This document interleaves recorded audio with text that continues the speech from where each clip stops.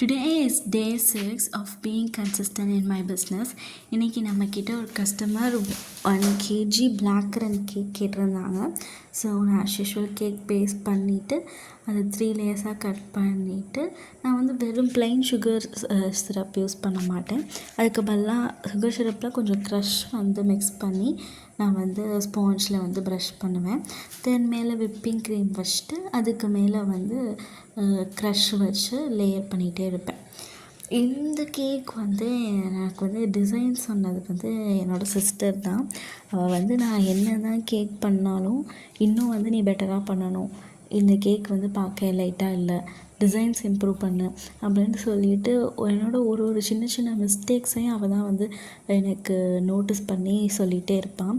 அப்படி இருக்கப்போ அவள் கம்ப்ளீட்டாக ஹோல் ஹார்ட்டடாக ஒரு டிசைனை வந்து ஓகே நீ சூப்பராக பண்ணியிருக்கடி அப்படின்னு சொல்லி அவள் சொன்னதுன்னா இந்த ஒரு கேக்கு தான். ஸோ எனக்கு இந்த கேக் வந்து இது வந்து அவள்கிட்ட வந்து நான் பாராட்டு வாங்கணுங்கிறதுக்காகவே நான் வந்து பண்ண ஒரு கேக்கு. இது ரொம்ப மினிமலாக தான் இருக்கும், பட் எனக்கு இந்த கேக் ரொம்ப எலைட்டாக இருந்துச்சு.